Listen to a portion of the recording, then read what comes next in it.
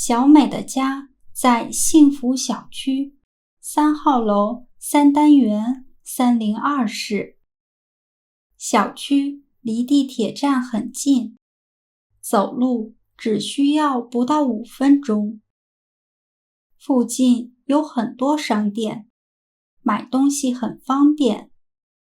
马路的对面就是一家大超市，走过去不到1刻钟。他们家有3口人，他和他的父母。他们家大概有70平米，有一个客厅，2个卧室，一个书房，一个卫生间，一个厨房和一个阳台。他们家的客厅很大。晚饭后，他们常常坐在客厅的沙发上看电视。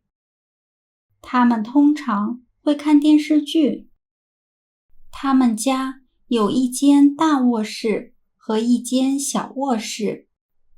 比较大的是他爸爸妈妈的卧室，比较小的是小美的卧室。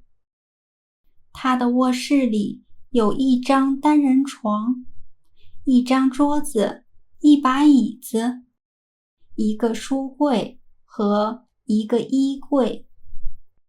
书房是他爸爸工作的地方，他是老师。他用电脑给学生们视频上课。小美的妈妈是演员，有工作的时候，她可能几个星期或者几个月不能回家，她需要住在外面。没有工作的时候，她喜欢在家里做饭、种花。她家阳台上有很多花，都是她妈妈种的。小美现在在上大学，虽然大学不在郊区，在市中心，但是离她家比较远，坐地铁大约要40多分钟。她每天都要在路上花很多时间，所以下学期小美打算住校，这样每天上课会方便很多。